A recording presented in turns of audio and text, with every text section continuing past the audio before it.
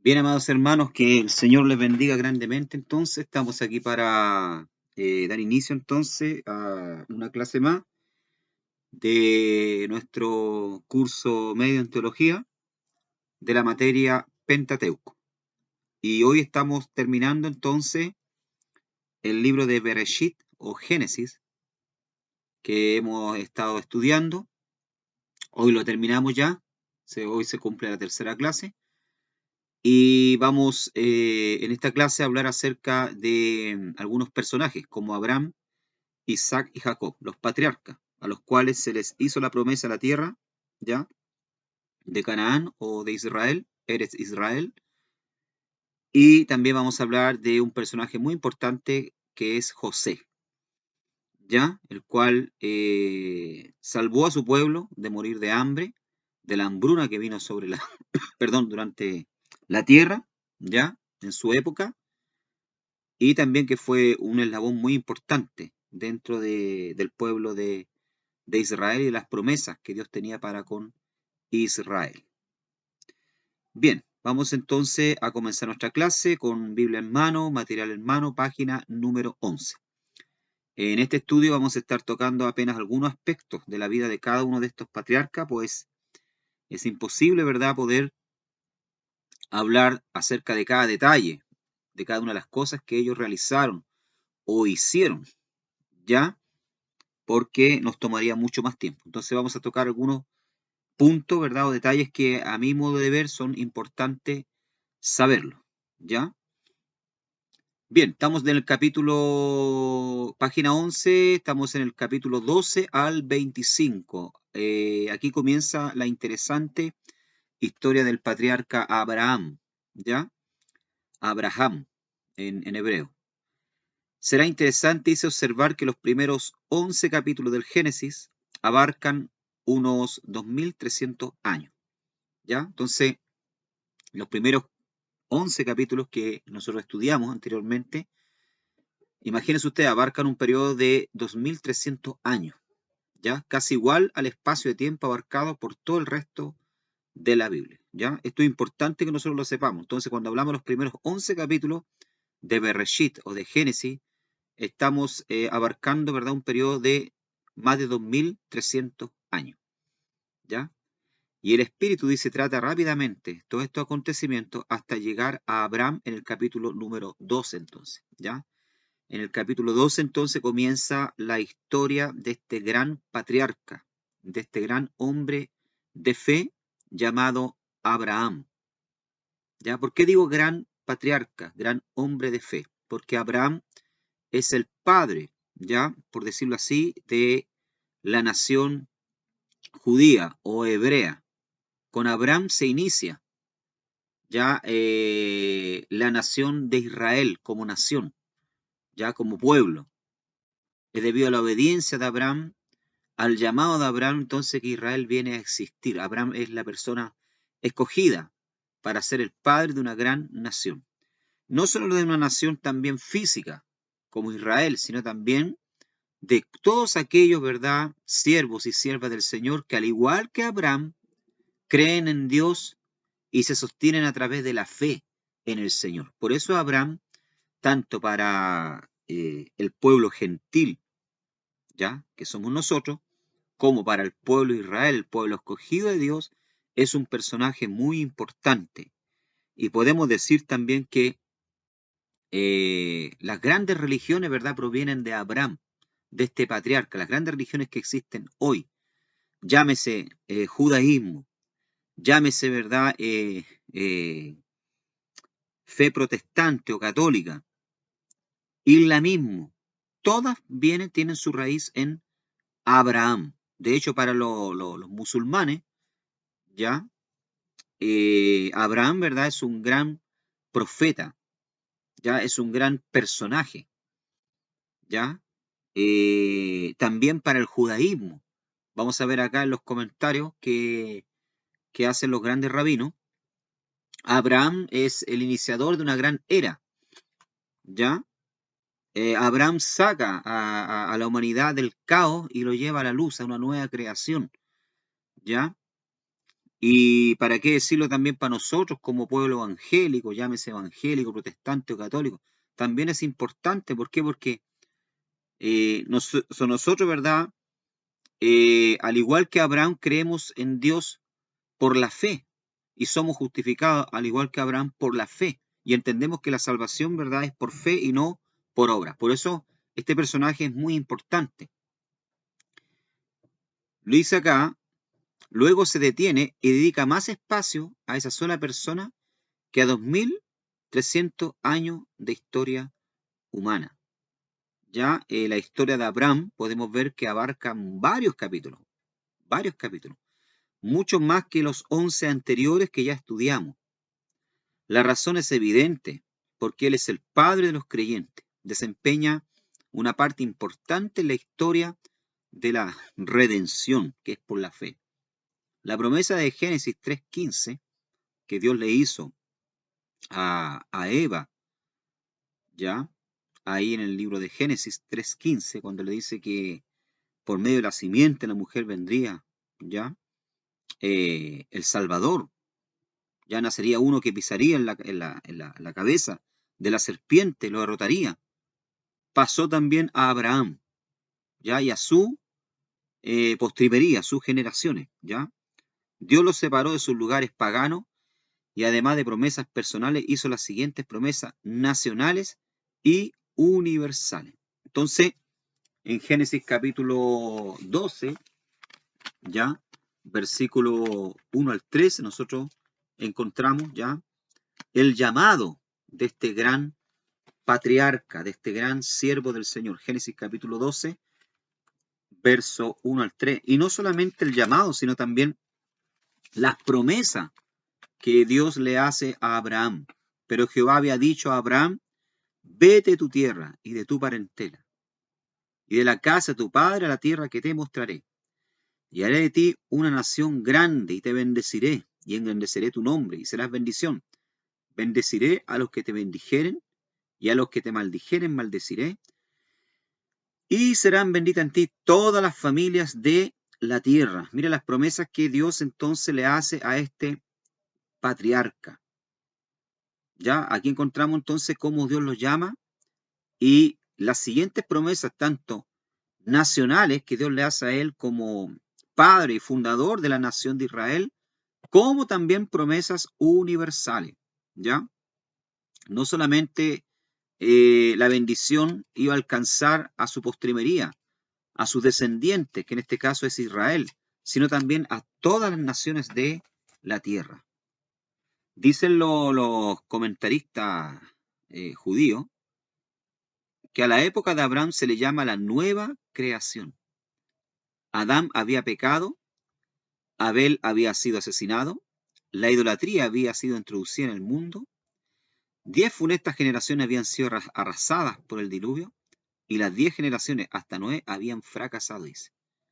Pero Abraham nace en el año 1948, desde la creación, antes de Cristo, ¿verdad? Lógicamente. Y el surgimiento de Abraham marcó el final de la era de la desolación y el inicio de la era de la Torá. ¿Ya? Cuando habla de Torá está hablando de la palabra del Señor, de los decálogos, de los mandamientos. Entonces podemos ver acá que para los judíos la, el nacimiento de Abraham, ¿ya? El llamado de Abraham, la vida de Abraham marca una nueva creación, un nuevo inicio, ya en la vida hebrea, judía, por así decirlo. Por lo tanto, tanto Abraham como Moisés son personajes, ¿verdad?, muy importantes en el concepto, ¿verdad?, o el pensamiento judío, ¿ya? Fueron grandes siervos del Señor que hasta el día de hoy son muy admirados, son muy reverenciados, ¿ya? Más de lo que nosotros podemos imaginar.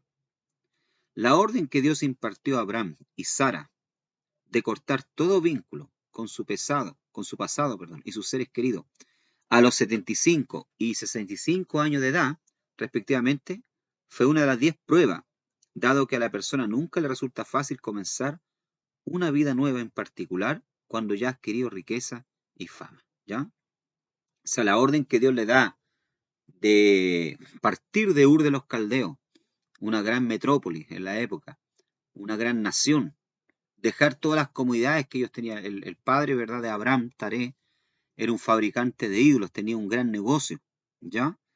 Tener que abandonar todo esto para ir a una tierra que ni siquiera él conocía, ya que se encontraba a gran distancia de donde él vivía, era un gran acto, ¿verdad?, de fe. Cortar, ¿verdad?, todo vínculo con su pasado y sus seres queridos a una edad de 65 años de edad, ¿ya? Fue realmente una de las tantas pruebas que Abraham tuvo que pasar para llegar a convertirse en el gran padre de la fe, ¿ya?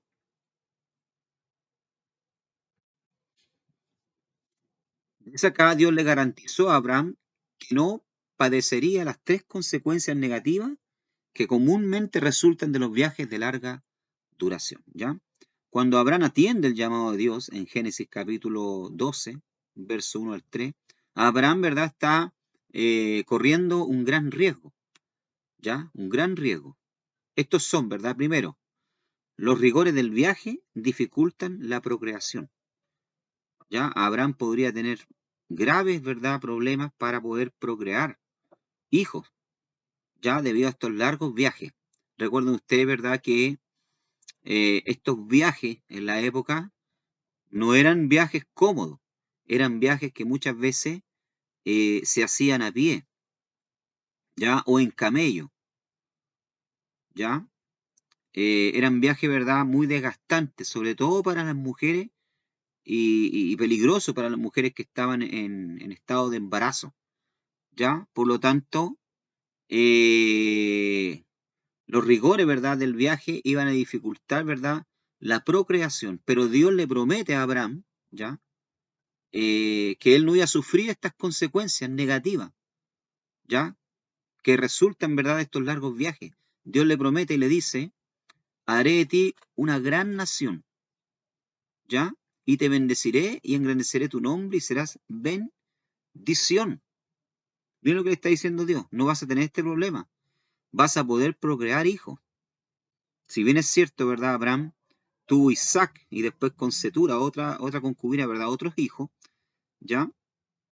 Pero realmente él fue padre de una gran nación, que es el pueblo de Israel, y de otras naciones que surgieron también de él. Entonces se cumplió la promesa del Señor, y este largo viaje y esta renuncia que Abraham hizo en su vida, ¿verdad?, no dificultó que la promesa, no fue obstáculo, perdón, para que la promesa del Señor viniese a cumplirse, ¿ya?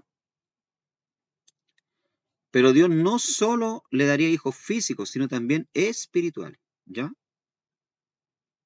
Debido también, ¿verdad?, a estos viajes, estos largos viajes, merman las riquezas personales y dañan, ¿verdad?, nuestra reputación, ¿ya? O sea, a Abraham, al atender el llamado de Dios, también colocaba en riesgo, ¿ya?, al hacer este largo viaje, ¿verdad?, sin saber dónde iba, cómo eran las condiciones de aquel lugar donde él iba, él colocaba en riesgo, ¿verdad?, su riqueza.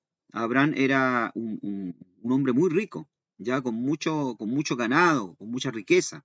Prueba de esto lo dice la palabra del Señor, que su sobrino Lot tuvo que separarse de él porque dice que la tierra donde ellos vivían no los soportaba, debido a la gran cantidad de ganado y de riquezas que tenían. Tuvieron que separarse. Entonces Abraham, al atender al llamado de Dios, corría el riesgo, ¿verdad?, de que sus riquezas personales viniesen a mermar. Y también con esto, ¿verdad?, podía volver a Ur de los Caldeos con su reputación, ¿verdad?, dañada, porque iba a ser visto como un fracasado. Pero Dios también, ¿verdad?, le promete que esto no sería así, ¿ya? Dios le promete que lo bendeciría en el versículo número 3.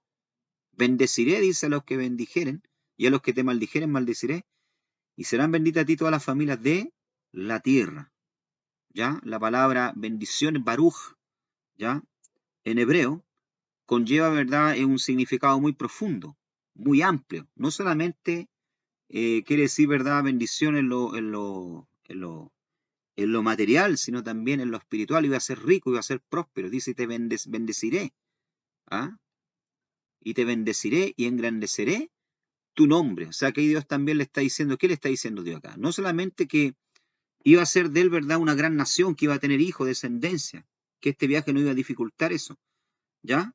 Sino que también lo iba a bendecir económicamente y que iba a ser de su nombre un nombre recordado, un nombre grande, ¿ya? Dice, engrandeceré tu nombre. Como les vuelvo a repetir lo que dije al principio de este estudio, ¿ya? Uno de los grandes personajes dentro de la cosmovisión, ¿verdad?, judía, es el padre Abraham, ¿ya? El gran Abraham, padre, ¿verdad?, de la nación de Israel. Entonces aquí vemos que el atender el llamado de Dios para Abraham, ¿verdad?, no significó la pérdida de su riqueza, de su reputación. Al contrario, Dios lo hizo rico, Dios le dio una prole, ¿verdad?, grande, y también le dio un gran nombre y lo bendijo materialmente, ¿ya? Sin embargo, Dios lo hizo fructificar hasta tornarse rico y poderoso, con un nombre respetado. Aquí se cumple entonces lo que dice Proverbios 22:1, vale más la buena fama que la mucha riqueza, y más que oro y plata, la buena reputación, ¿ya? Esto es importante, ¿verdad? La buena fama vale mucho más que la riqueza, ¿ya? Que los demás sepan que nosotros somos siervos del Señor, que somos hijos de Dios, que somos diferentes, que tenemos una buena reputación, vale mucho más que riqueza, ¿ya? Es mucho más importante. Y quien puede dar ambas cosas, riqueza y buena fama, es el Señor, ¿ya? Hay personas que tienen mucha riqueza, que son muy ricos, tienen mucho dinero, pero tienen una mala fama, ¿ya? En este estudio presentaremos solo el bosquejo de la vida de este patriarca. Se deben aprender los hechos siguientes, ¿ya? En el capítulo 12, ¿verdad?, del verso 1 al 5, tenemos su llamamiento de ir a Canaán. En el capítulo 12, del verso 10 al 20, su viaje a Egipto y lo que sucedió allá. Bueno, sabemos que Abraham, en un tiempo, ¿verdad?, en que vino hambruna sobre la tierra, descendió a Egipto, ¿ya? Ahí como que titubeó, ¿verdad?, en su fe, en su confianza en el Señor, y decide entonces descender a Egipto. Y de Egipto, ¿verdad?, trae, si bien es cierto, trae riqueza, porque el faraón allá lo bendijo por causa de su esposa Sara, ¿ya? Dios tuvo que intervenir ahí. Y se trajo también a la esclava Agar. Vemos que con el tiempo, tanto las riquezas como la esclava Agar que trajo de allá de Egipto le fueron tropiezo, le fueron, ¿verdad?, un problema, ¿ya? Por decirlo así, le trajeron problemas. ¿Por qué? Las riquezas por un lado, porque hizo con que su sobrino Lot ya pelease con él, llegasen al punto de pelear por causa de que tenían mucha riqueza, tuvieron que separarse, y por otro lado, ¿verdad?, Agar también le creó problema a la esclava, ¿ya? Y esto demuestra, ¿verdad?, que cuando nosotros hacemos cosas fuera de la voluntad de Dios, ¿ya? Salimos del propósito de Dios. En esos viajes que descendemos a Egipto muchas veces nos traemos cosas, ¿ya?, del mundo, ¿ah? Porque Egipto representa y simboliza el mundo, y a veces nos traemos cosas de allá que a la larga en el caminar cristiano nos traen, ¿verdad?, dificultad.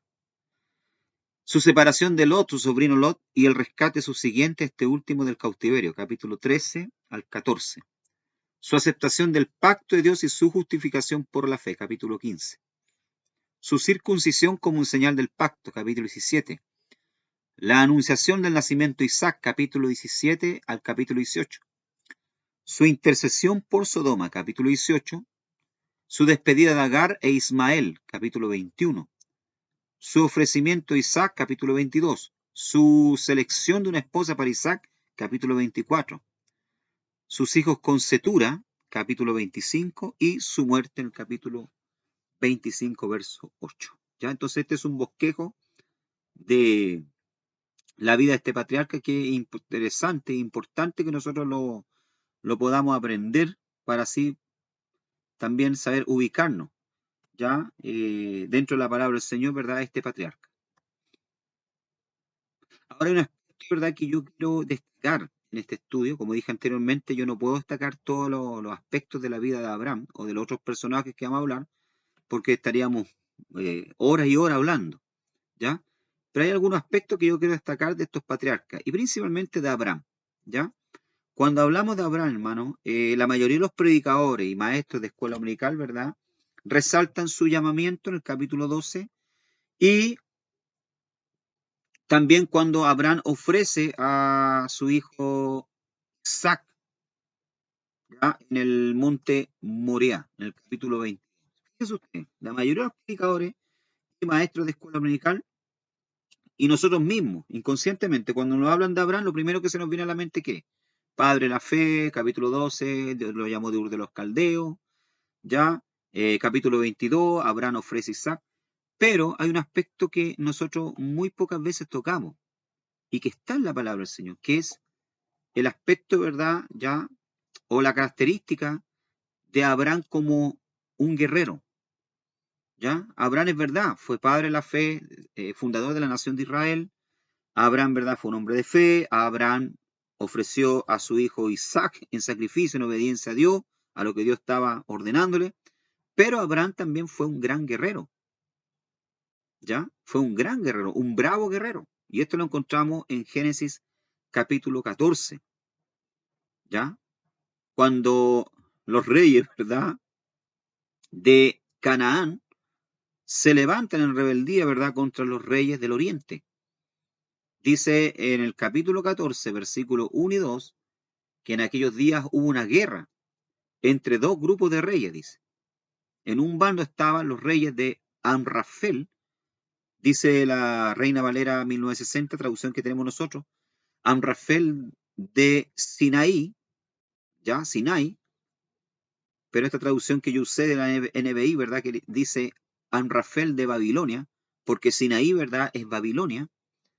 Arioc de Lazar, Kedorlaomer de Elam, Tidal de Goim, y en el otro bando, ya, esto que nombré acá, que acabo de nombrar acá, estos cuatro reyes, ya, Amrafel de Babilonia, Arioc de Lazar, Kedorlaomer de Elam y Tidal de Goim, estos cuatro reyes, ya son reyes orientales, del oriente, ya, de Siria, ya. Y en el otro bando estaban los reyes de Canaán, que eran Bera de Sodoma, Birsa de Gomorra, Sinab de Adma, Semeber de Seboim y el rey de Soar. Dice que estos últimos reyes que acabo de nombrar, reyes de Canaán, ¿ya? Durante 12 años estos 5 reyes habían sido dominados por Kedorlaomer, ¿ya? O sea, eran reyes vasallos, eran reyes que pagaban tributo. Estos reyes de Canaán, ¿verdad? El rey de Sodoma, de Gomorra, etcétera, pagaban tributo a los reyes de ya el oriente, le pagaban tributo. Pero pasado, ¿verdad? 12 años, se rebelaron. Ya dijeron no tenemos por qué pagar más, y esto sucedía, ¿verdad? Muy frecuentemente en la época. Ya cuando moría un rey, ¿verdad? Por lo general, los reyes vasallos que pagaban tributo se rebelaban para poder quitarse ese yugo y no pagar más tributo. ¿Ya? Y es lo que intentaron hacer acá estos reyes de Canaán, ¿ya? Pero un año después, dice, se rebelaron contra él. Entonces reunieron sus ejércitos en el valle del Mar Muerto. Bueno, si ustedes ven, ¿verdad? Analizan ahí el pasaje completo, se forma entonces ahí una guerra, ¿ya? Los reyes de Canaán, ¿verdad? Atraen a los reyes del oriente en un lugar lleno de asfalto, donde habían, ¿verdad? Agujeros, hoyos, con asfalto para poder así vencerlo. Pero finalmente los reyes, ¿verdad? De Sodoma, de Gomorra, los reyes de Canaán son vencidos por estos reyes, ¿verdad? Del oriente. Al ser vencidos, ¿verdad? Los reyes de Sodoma, ¿ya? De Canaán, dice la palabra del Señor ahí en el capítulo 14, si ustedes leen el texto, ¿ya? Que Lot, el sobrino de Abraham, que se había separado ya, ¿verdad? De Abraham, ya su tío, se fue a vivir a Sodoma. Y cuando estos reyes, ¿verdad? De Canaán sufren la derrota, entonces los reyes del oriente van, fuera de vencer, ¿verdad? A los reyes de Canaán, van y llevan cautivo entonces a la población, y entre esos se llevan a Lot y a su familia cautivo. Dice la palabra del Señor, ¿verdad? Que un siervo alcanza a huir, ¿verdad? Y se dirige hacia donde estaba Abraham para avisarle, que su sobrino Lot había sido llevado cautivo por los reyes del oriente. ¿Ya? La palabra del Señor entonces dice, aquí en el versículo 14 y 16, dice que su sobrino lo habían llevado prisionero. Abraham dice, juntó a todos sus sirvientes capaces de luchar. Eran 318 hombres, y con ellos persiguió a los 4 reyes hasta Dan, dice. ¿Ya? O sea, amado hermano, esto era una locura. Una locura, ¿por qué? Porque Abraham no estaba enfrentando a cualquier reycito chiquitito. Abraham estaba enfrentando nada menos, para que ustedes sepan, ¿ya? A Amrafel, rey de Babilonia. Babilonia, amado hermano, para quien sabe un poco, ¿verdad?, de geografía, acá al lado derecho del mapa que ustedes tienen, acá está Babilonia. Babilonia en la época era una de las 2 grandes potencias, ya, mundiales. Era uno de los 2 grandes imperios que existían. Uno era Babilonia y el otro era Egipto. ¿Ya? O sea, Amrafel, rey de Babilonia, no andaba con 100 hombres. Tiene que haber andado con un ejército, ¿verdad?, de 200, 300 hombres, mínimo. Fuera de Arioc, de Elazar, Kedorlaomer, ¿verdad?, los otros reyes que lo acompañaban. Por lo tanto, ¿verdad?, Abraham era un gran guerrero, era un hombre muy valiente, muy valiente. ¿Ya? Este es un aspecto que nosotros, ¿verdad?, como predicadores y como maestros de la escuela dominical, deberíamos también destacar en la vida de Abraham. Abraham era un gran guerrero porque dice la palabra del Señor que cuando recibe la noticia de que Lot, su sobrino, había sido llevado cautivo, Abraham hubiera optado por lo más fácil. Dicho, ¿verdad? Bueno, él se lo buscó, ¿verdad? Él se quiso separar de mí, ahora él que se la rasque, ¿ya? Él que se arregle. Si hubiera sido, ¿verdad?, otro jeque, otro jefe, ¿verdad?, tribal, ya de tribu de la época, hubiera dejado que se lo llevaran. Pero Abraham decide, ¿verdad?, rescatar a su sobrino y junta, dice la palabra del Señor, 318 hombres. Y con ellos, dice, los persiguió a los 4 reyes hasta Dan. O sea, imagínense. ¿Ya? Entonces, Abraham, ¿verdad?, era un gran guerrero muy valiente para enfrentar a una de las potencias mundiales de la época, que era el rey de Amrafel, nada menos que del imperio babilónico. ¿Ah? Del imperio babilónico. ¿Ya? Entonces dice acá, al caer la noche, Abraham dividió a sus hombres y atacó por sorpresa a su sorpresa, perdón, a los 4 reyes. Los derrotó y los persiguió hasta Oba, ciudad que está al norte de Damasco. Así liberó a Lot, a las mujeres, dice, y a su gente, y recuperó, ¿ya?, toda la riqueza y pertenencia de su sobrino. ¿Ya? Se imagínense, con 300, ¿verdad?, 18 hombres, venció a 4 ejércitos. Y venció una potencia mundial, ¿verdad?, de la época, Babilonia. Lógicamente sabemos que detrás de todo esto, ¿verdad?, estaba la mano del Señor. Dios estaba con él. Por lo tanto, esto me deja como enseñanza a mí y a nosotros, ¿verdad?, que Abraham era un gran estratega, porque dice que ataca de noche. ¿Por qué ataca de noche? Porque Abraham sabía, ¿verdad?, que tenía una fuerza menor. Por lo tanto, ¿verdad?, lleva a cabo un ataque de guerrilla. Un ataque, ¿verdad?, de sorpresa, en un momento en que sus enemigos, quién sabe, estaban celebrando, descansando. Abraham los ataca, ¿verdad?, y los confunde, ¿ya? Y los vence. Abraham, ¿verdad?, no enfrentó a cualquier rey, como dije anteriormente, enfrentó a un rey de un imperio. ¿Ya? La Reina Valera, como les digo anteriormente, ¿verdad?, dice que Amrafel era rey de Sinar, que es Babilonia. Si usted lo busca ahí, ¿verdad?, Sinar es Babilonia. ¿Ya? Sinar es Babilonia, es Asiria, Mesopotamia, actualmente, ¿verdad?, lo que conocemos como Irak. Por lo tanto, Abraham enfrentó nada menos que a uno de los grandes imperios de la época. Como dije anteriormente, ¿verdad?, habían 2 grandes imperios en la época que eran Babilonia y Egipto. Lo otro que aprendemos, ¿verdad?, es que Abraham, con Dios como aliado de él, es capaz de derrotar a Egipto y Babilonia. Y de hecho derrotó a Egipto y Babilonia. Porque ¿se acuerdan ustedes cuando dice la palabra del Señor que Abraham desciende a Egipto por causa de la hambruna? Y Abraham, allá, ¿verdad?, estando en Egipto, Dios interviene. Abraham allá miente, dice que su esposa, ¿verdad?, es su hermana. y Dios interviene, ¿verdad? Y hiere al faraón con su gente, ¿verdad? Al punto de que tal, ¿verdad? Que Faraón lo expulsa a Abraham, ¿verdad? Con oro, con riqueza. O sea, venció al faraón en el fondo, porque Dios intervino. Y aquí vemos también, ¿verdad? Abraham venciendo a Babilonia. Por lo tanto, Abraham era un gran guerrero. Y este es un aspecto que, vuelvo a repetir, tenemos que destacar en la vida de Abraham. No tan solo, ¿verdad?, que él fue un hombre de fe, un hombre, ¿verdad?, que sacrificó, ¿verdad?, ofreció, estuvo dispuesto a ofrecer a su hijo un sacrificio, sino que también, ¿verdad?, fue un gran guerrero, ¿ya?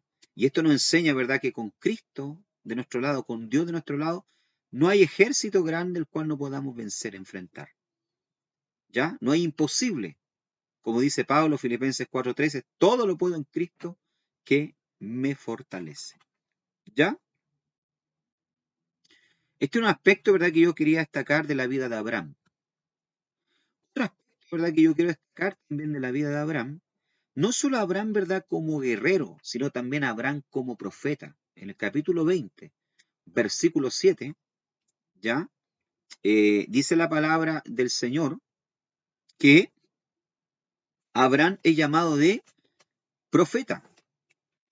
En el capítulo 20, ¿verdad?, vemos otra dificultad a la cual, ¿verdad?, Abraham se enfrenta ya en Canaán, cuando decide ir a vivir, ¿verdad?, con Abimelech, ¿ya? Que era ¿cuánto sea? Un rey también, ¿verdad?, de allá de Canaán. Y allá, ¿verdad?, al rey Abimelech, él le miente, le dice que Sara, ¿verdad?, es su hermana, ¿ya? Pero la palabra del Señor dice, ¿verdad?, que en sueño Dios le revela y le muestra al rey Abimelech, rey de Canaán, ¿verdad?, que realmente Sara no es la hermana de Abraham, sino su mujer. Y dice la palabra del Señor que Dios hiere la casa de Abimelech de tal forma, ¿verdad?, que todas las mujeres quedaron, ¿verdad?, estériles, no podían concebir hijos por causa de que Abimelech había traído al harén, ¿verdad?, de él, a Sara, mujer de Abraham, ¿ya? Y Dios se le aparece entonces en sueño a Abimelech y le manda, ¿verdad?, a devolver a Sara, ¿verdad?, a Abraham, ¿ya? Y mire lo que dice el versículo 7 del capítulo 20. Ahora pues devuelve la mujer a su marido, dice. Le dice Dios, ¿verdad?, a Abimelech, este rey de Canaán, ya de Gerar, de Canaán, porque él es profeta, dice, y orará por ti y vivirás, dice.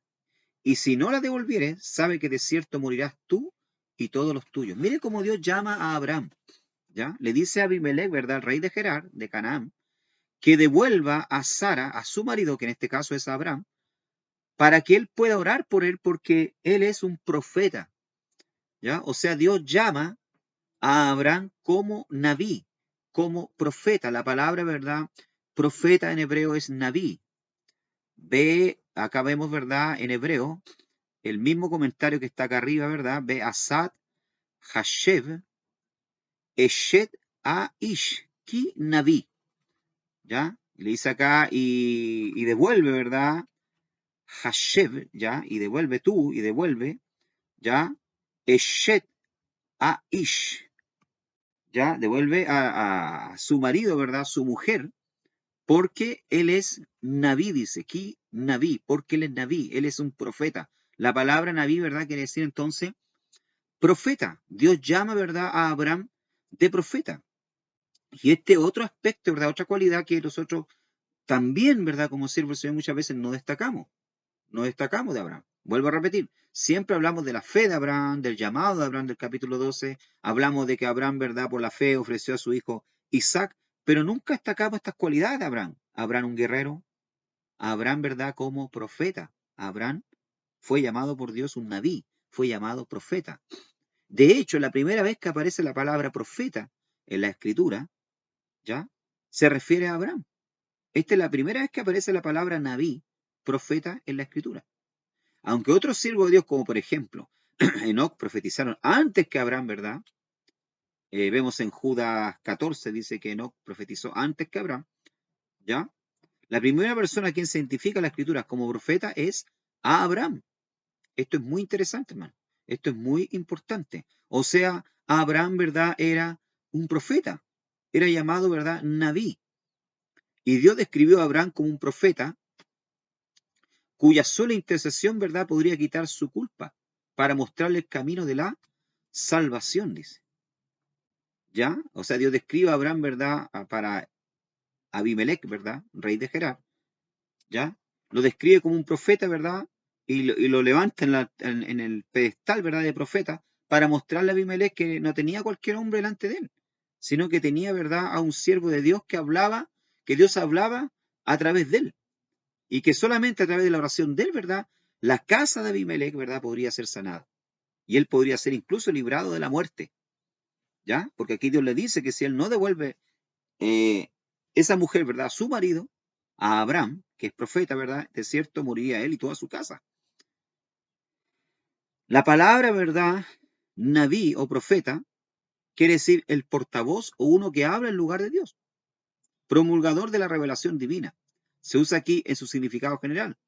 Receptor de la revelación divina y puesto así en una relación confidencial con Dios, para que interceda por los pecadores y expía los pecados de debilidad por su intercesión. ¿Ya? O sea, Abraham, ¿verdad?, era un portavoz de la revelación de Dios.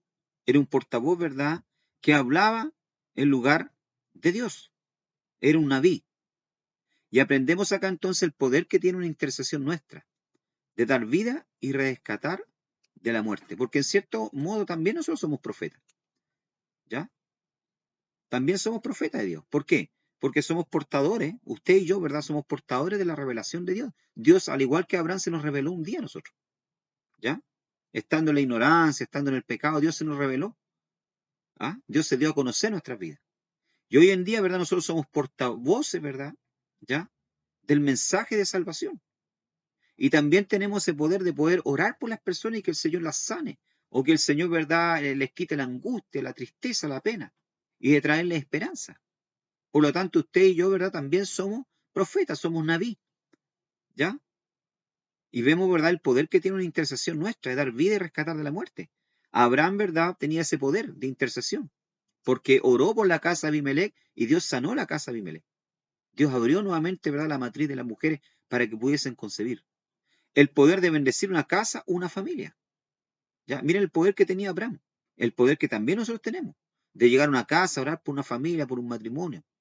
El poder de hacer producir bendición, fructificar. Somos portadores de la revelación del Dios verdadero en un mundo pagano que no conoce a Dios. Entonces, este otro aspecto, ¿verdad?, de la vida de Abraham que nosotros tenemos que destacar. A Abraham como guerrero, a Abraham como un profeta, ¿ya?, como un nabí.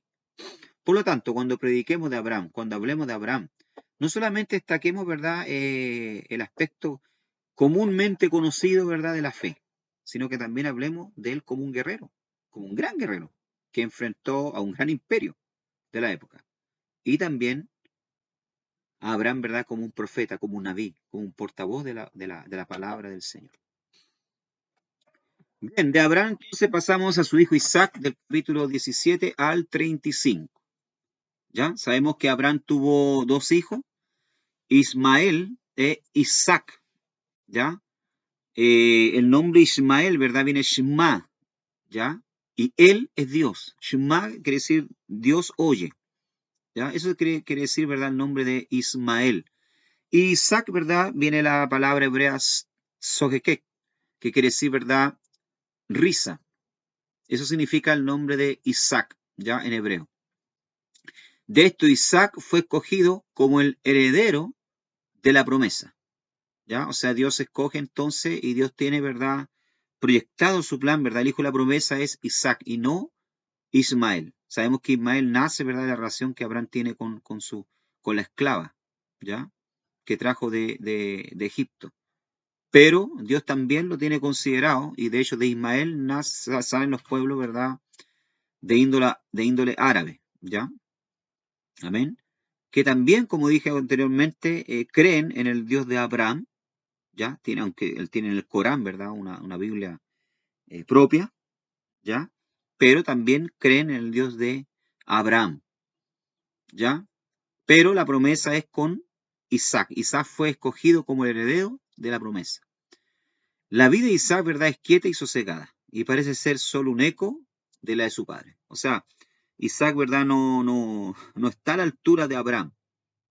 ¿Ya? Si bien es cierto, Isaac, ¿verdad?, es un hombre de fe, es un hombre, ¿verdad?, que confía en el Señor, aprendió de su padre, pero no está a la altura, ¿verdad?, de Abraham. Si de hecho comparamos la vida de los dos personajes, de los dos patriarcas, ¿verdad?, nos vamos a dar cuenta inmediatamente, ¿verdad?, que Isaac no está a la altura de Abraham. Sin embargo, lo mismo que su padre, es un hombre de fe y una fuente de bendición. Nótese que en el capítulo, ¿verdad?, 26, ya del verso 1 al 4, la promesa hecha a Abraham, ¿verdad?, se repite para la vida de Isaac.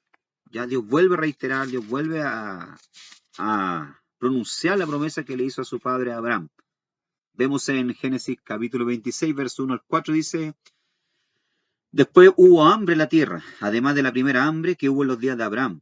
Y se fue Isaac a Abimelech, rey de los filisteos, en Gerar, dice, ¿ya? Y se le apareció Jehová y le dijo: no desciendas a Egipto, habita la tierra que yo te diré. Miren qué importante, ¿ya?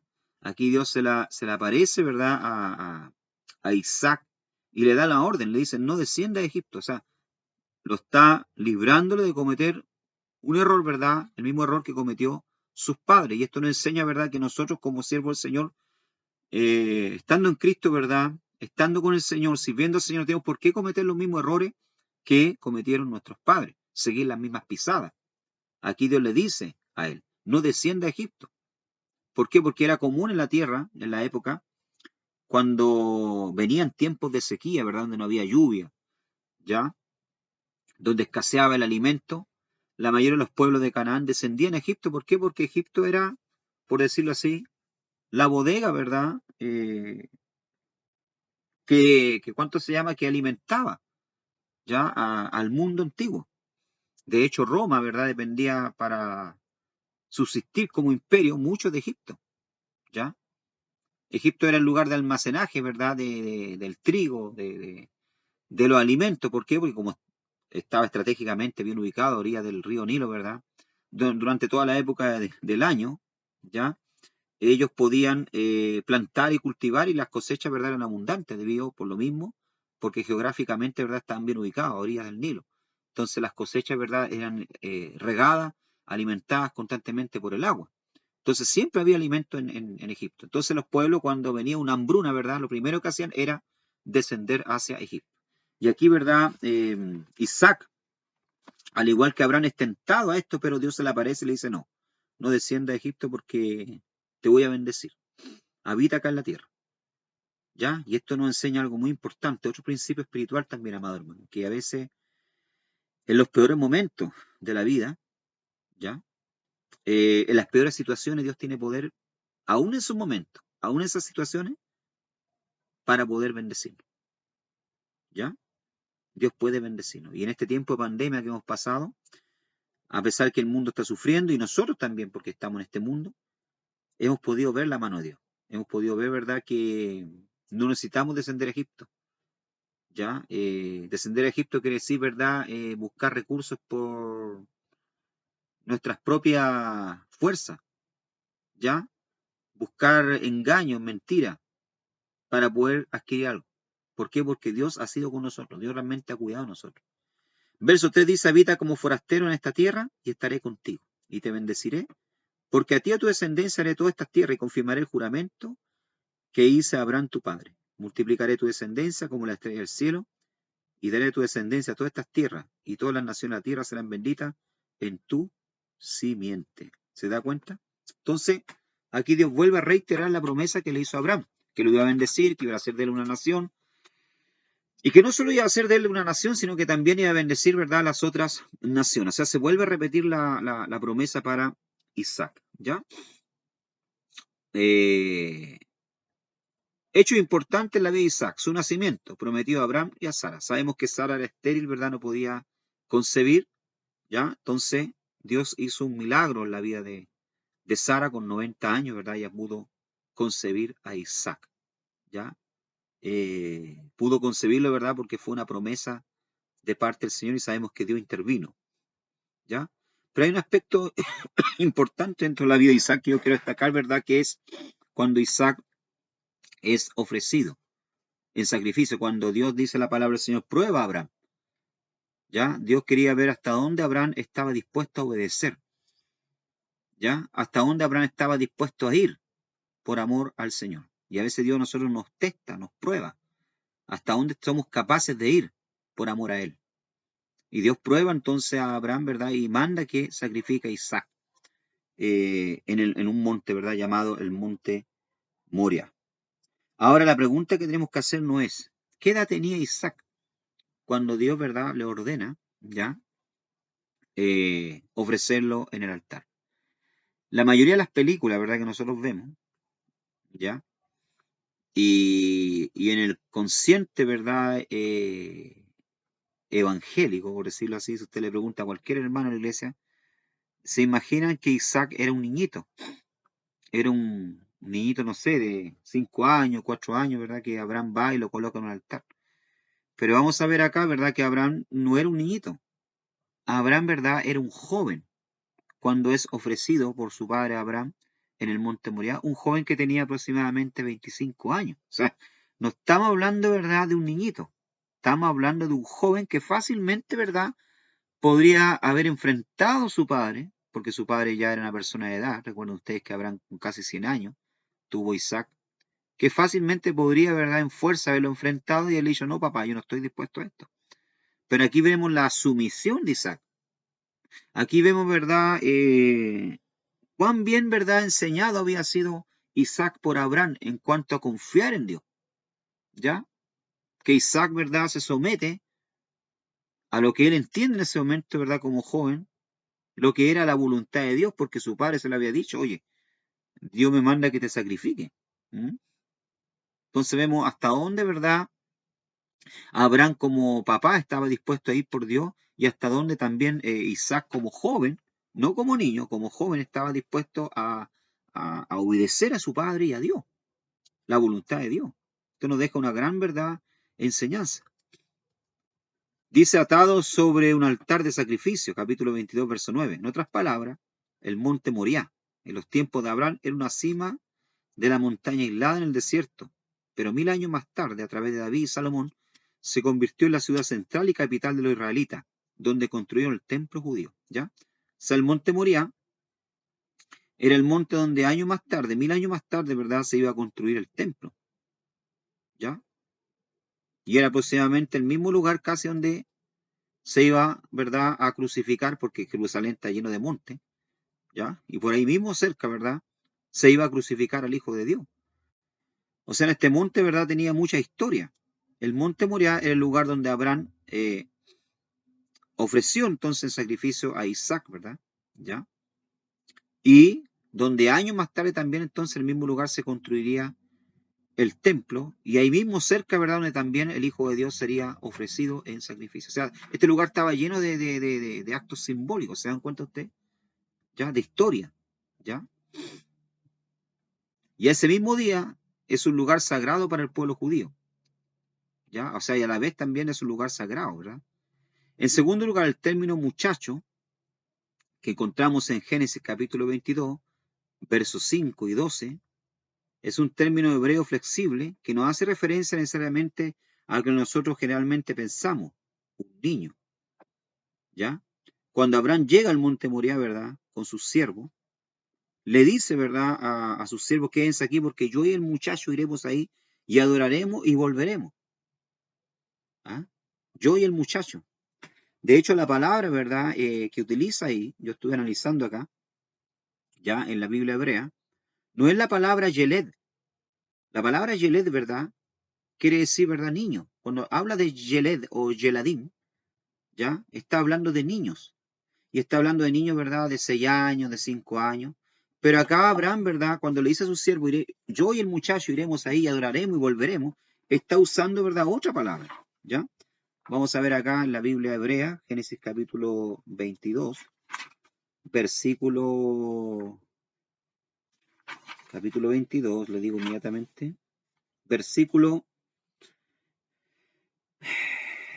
número 6, 5, perdón. Ya dice acá, ve a Nahar, ¿ya? O sea, Abraham dice, ¿verdad? Yo y el joven.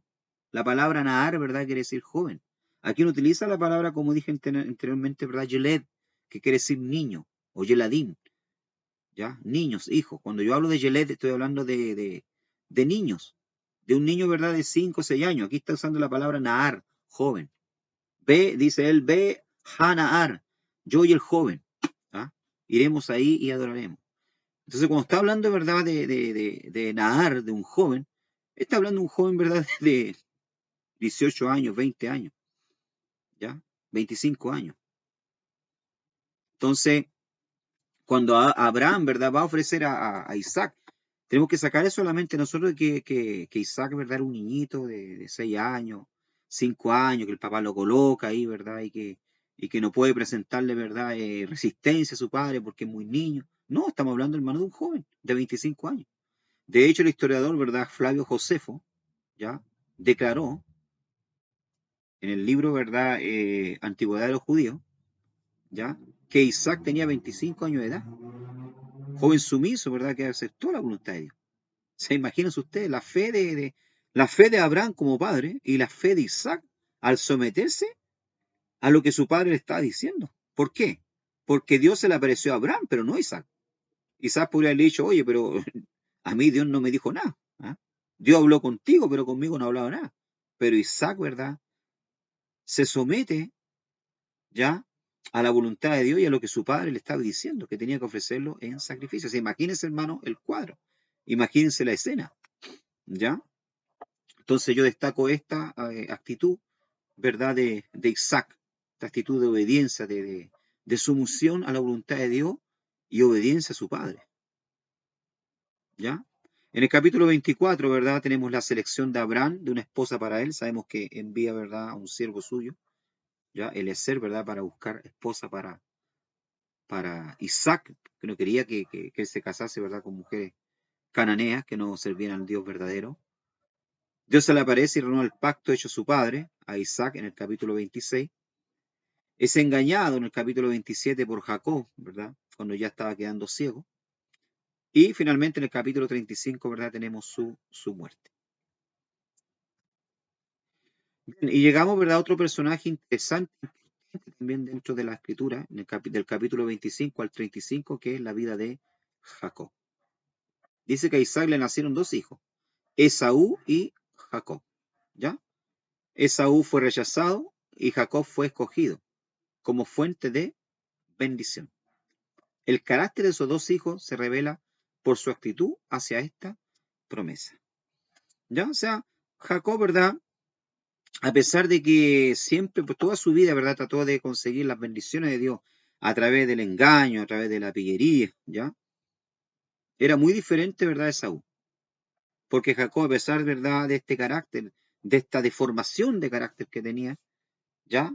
Dado a utilizar engaño para obtener las cosas, era un hombre que era un personaje, ¿verdad?, que se interesaba por las cosas espirituales, que le llamaban la atención las cosas espirituales, ¿ya? Esaú no. Esaú ya era, ¿verdad?, un hombre cazador, ¿verdad? Era un hombre, por decirlo así, guerrero, ¿ya? Pero no tenía interés por las cosas espirituales, no le interesaban, no le llamaban la atención.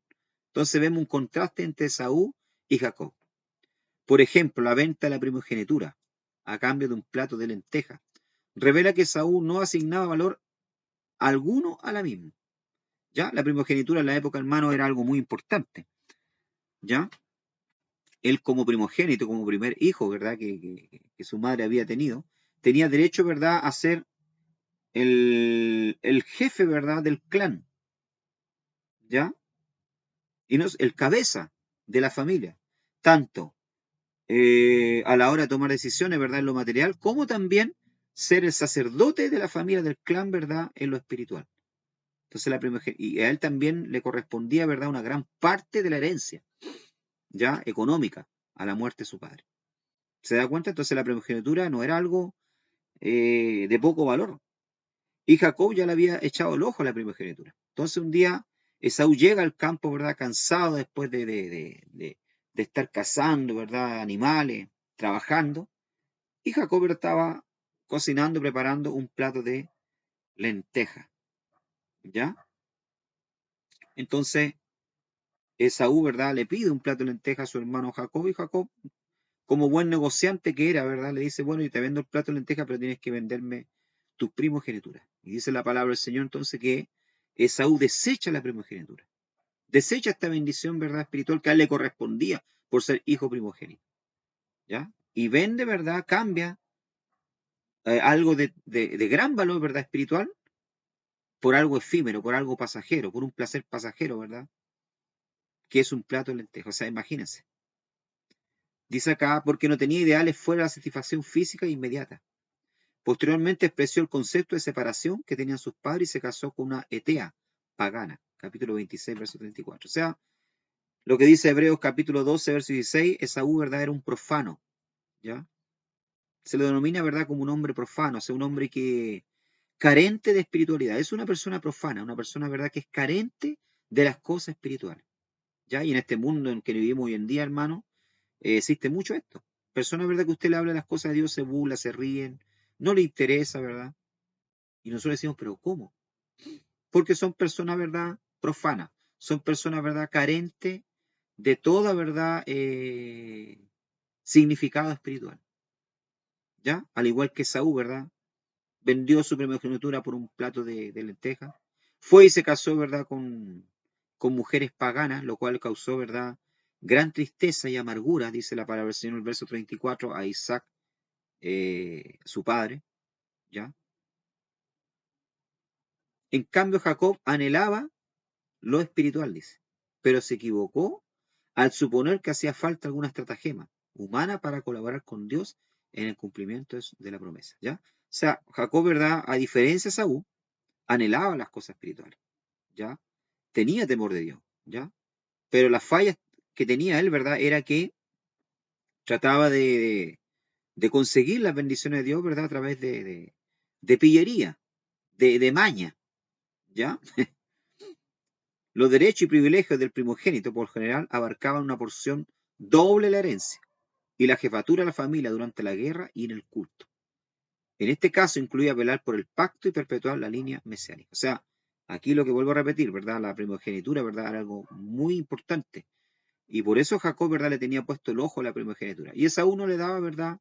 Importancia a esto porque él, como dije anteriormente, era un profano, ¿verdad? Un hombre que carente de toda espiritualidad, ¿ya?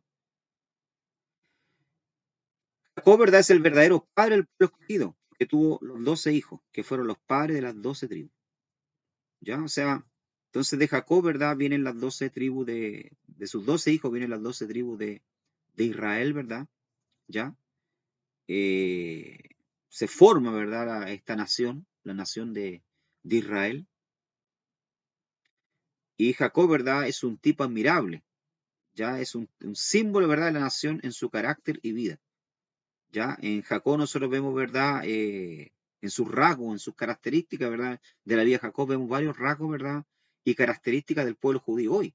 Como por ejemplo, nótese la combinación de la sagacidad para los negocios y el deseo del conocimiento a Dios, ¿ya?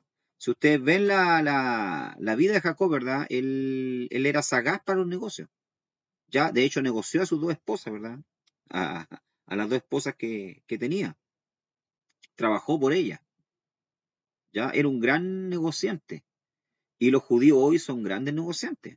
Te ve un judío, ¿verdad? Que empieza con un boliche chiquitito, ¿verdad? Vendiendo poquitas cosas y de aquí a poco está con un mall.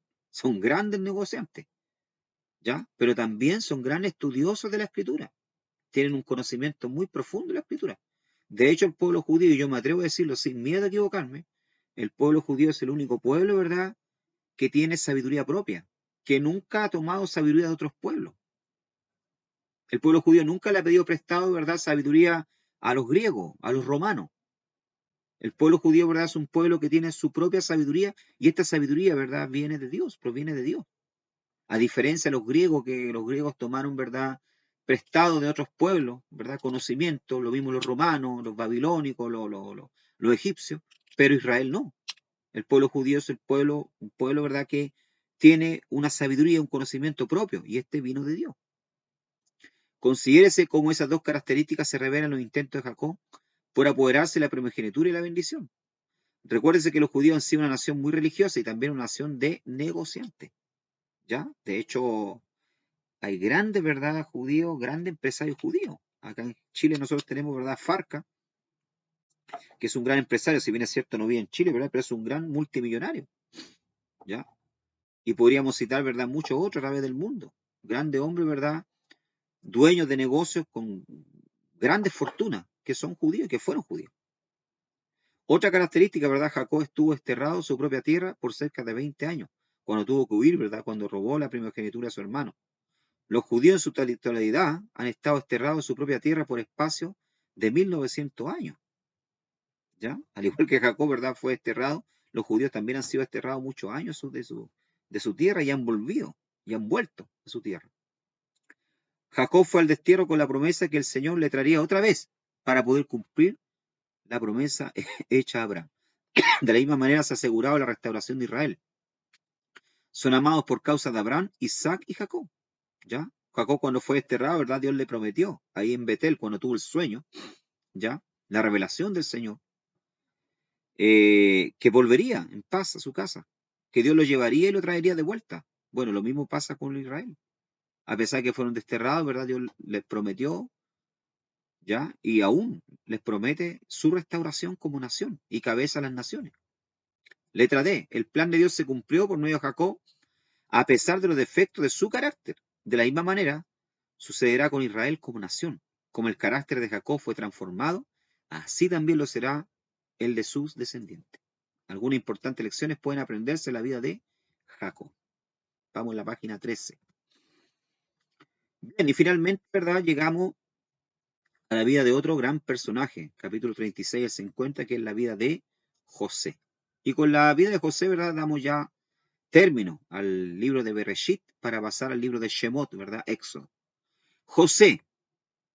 La historia de José, ¿verdad? Un joven de 17 años, el favorito de su padre, Israel, quien abiertamente manifestaba su afecto y aprecio, y de esa manera causó la envidia por parte de los otros hijos. ¿Ya? O sea, José, ¿verdad? Era un joven especial para Jacob, ¿verdad?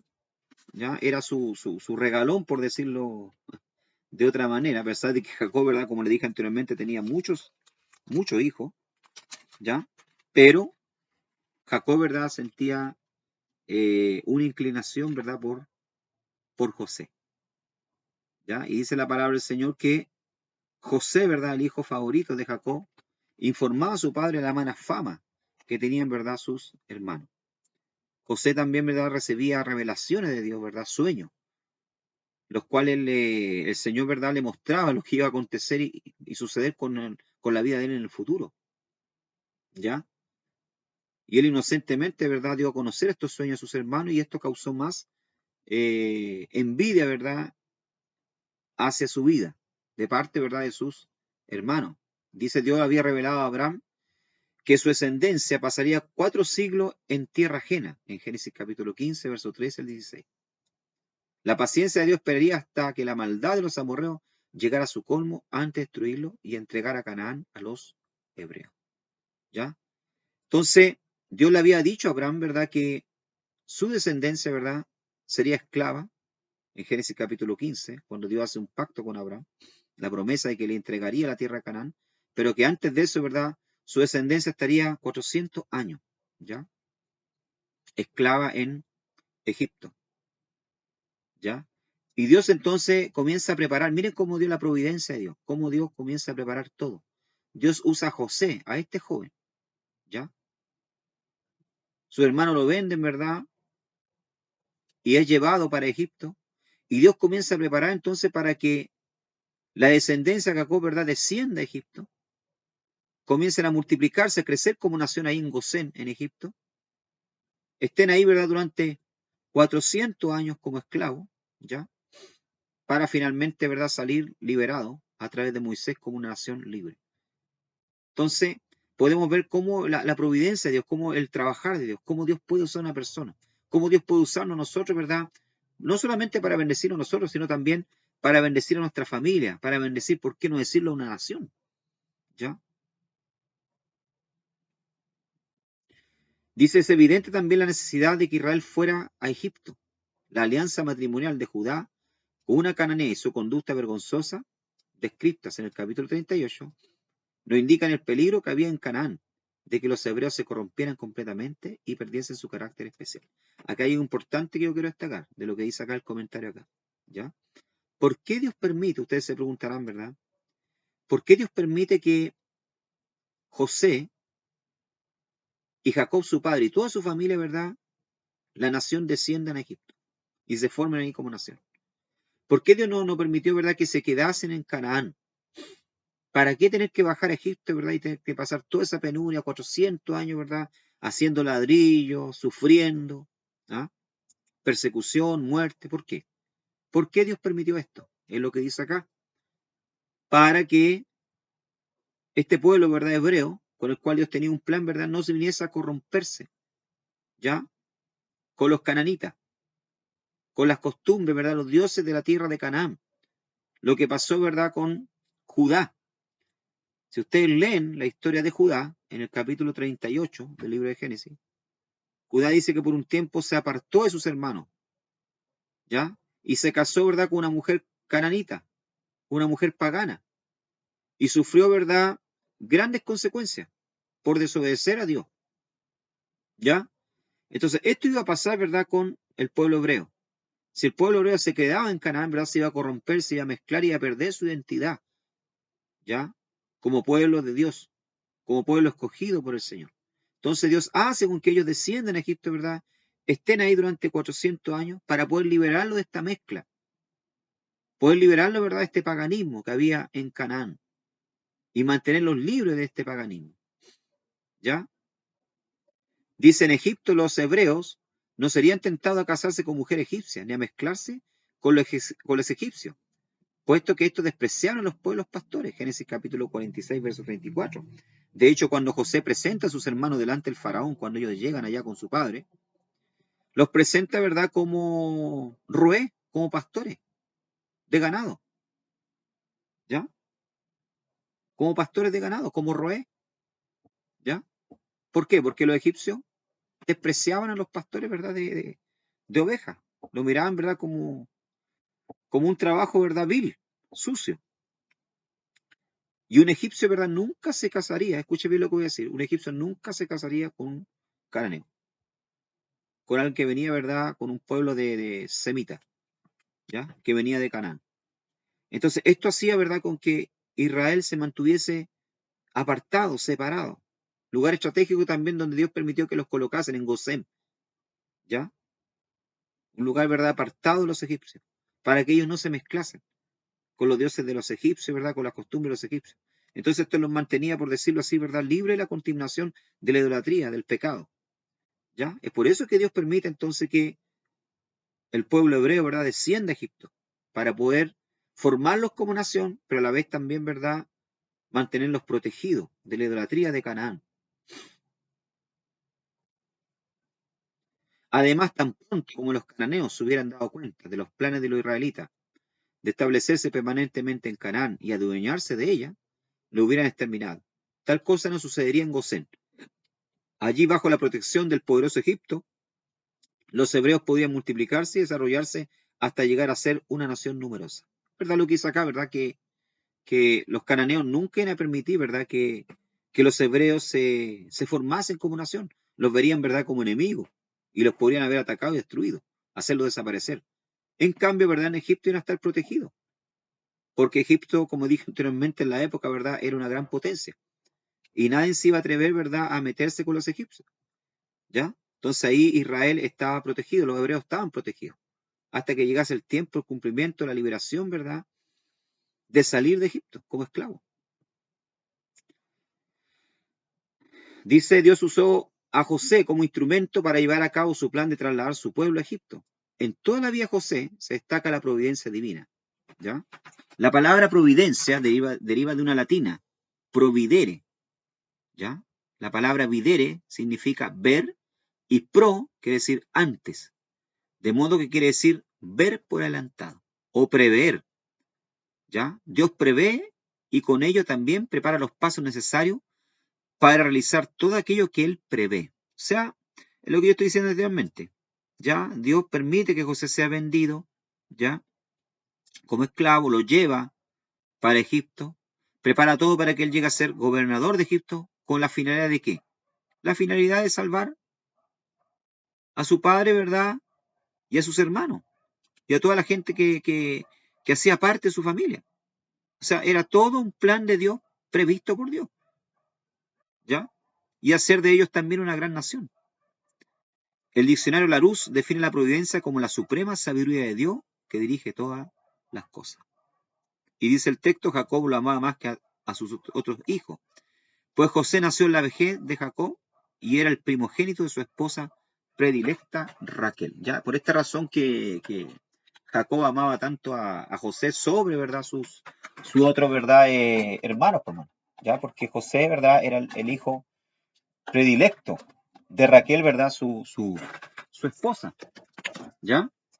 Sabemos que Raquel tuvo dos hijos, ¿verdad? Que eran José y Benjamín. ¿Ya? Dice, expresó abiertamente su favoritismo regalándole a José una túnica de colores que le llegaba hasta los tobillos y de manga hasta las palmas de la mano. ¿Ya? O sea, cuando su padre, ¿verdad? Jacob le hace esta túnica de colores, no era una túnica cualquiera. ¿Ya? Si ustedes se fijan, ¿verdad? Lo primero que los hermanos José cuando planean, ¿verdad? Matar a José y echarlo en una fosa, lo primero que le quitan, si ustedes se fijan ahí en el texto, ¿ya? Lo primero que le quitan, ¿verdad? Es la túnica de colores. ¿Por qué? Porque esta túnica, ¿verdad? Estaba cargada de simbolismo, ¿ya? Porque esta túnica de colores, ¿verdad? Era diferente, primero porque era de colores, y porque era una túnica, ¿verdad? Que llegaba hasta los tobillos, y las mangas también llegaban hasta la palma de las manos. Esta clase de vestimenta, ¿verdad? De túnica, la llevaban los gobernantes, sacerdotes y otras personas de distinción que no tenían que trabajar manualmente, ¿ya? O sea, como decimos por acá en Chile, ¿verdad? Tenían los dedos crespos. Ya son personas que este tipo de personas, ¿verdad? Que usa este tipo de túnica, ya eran personas que no trabajaban en lo pesado, no trabajaban en el campo cuidando ovejas, en la tierra. Entonces cuando Jacob, ¿verdad? Le regala esta túnica a José delante de sus hermanos, ¿qué es lo que está diciendo? Le está diciendo a sus hermanos, ¿verdad? José es diferente a ustedes. José, ¿verdad? Va a ser un gobernante. José va a gobernar sobre usted. José va a presidir sobre usted, incluso sobre Rubén, que era el primogénito, que a él le correspondía. Entonces, lógicamente, esto, ¿verdad? Llamó la atención de ellos y también les causó ira, les causó, ¿verdad? Molestia. Dice, la túnica de los obreros y pastores no tenían manga y apenas bajaba de la rodilla. Los hermanos se habrían preguntado entre sí, ¿no será que nuestro padre entregará la primogenitura a José, haciéndolo nuestro jefe en el culto y en la guerra? Así provocó Jacob la envidia de sus hijos mayores. O sea, aquí, debido a esta costumbre de la época, ¿verdad? Podemos entender por qué entonces le causaba tanta rabia, ¿verdad? Y molestia a los hermanos de José el hecho que Jacob, su padre, le hubiese regalado una túnica de... Dice también, para ir terminando, José también fue favorecido por el Señor, quien le reveló mediante sueño que sería el gobernador de los otros miembros de su familia.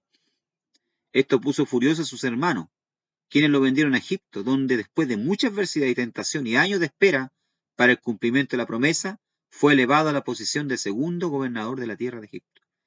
Cuando sus hermanos fueron a buscar grano y se inclinaron ante él, se cumplieron sus sueños. La historia de José está relacionada con el plan de redención.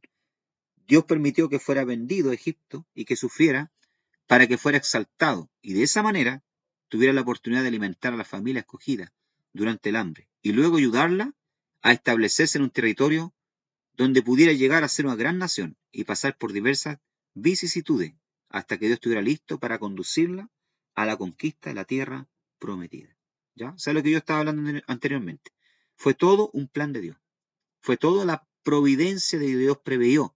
Dios vio con antelación lo que iba a pasar, ¿ya? Y esto nos enseña algo importante a nosotros. Dios prevé, Dios ve. A veces hay situaciones que nosotros pasamos nuestra vida cristiana como hijos de Dios y no entendemos. Enfermedades, escasez, dificultades, contrariedades. Y nos quejamos y decimos, ¿por qué, Señor, si yo te sirvo? Pero tenemos que entender que todo lo que nos sucede está dentro de la providencia establecida por Dios para nuestra vida. Amén. Bien, amados hermanos, llegamos al final entonces clase. Terminamos hoy el libro de Bereshit, de Génesis. Próxima semana comenzamos con el libro de Shemot, Éxodo. ¿Ya? Vamos a estar unas 2 clases hablando acerca del libro de Éxodo en nuestro estudio de el Pentateuco. Que el Señor les bendiga, estudien. Recuerden que las preguntas salen todas este mes, ¿verdad? Salen de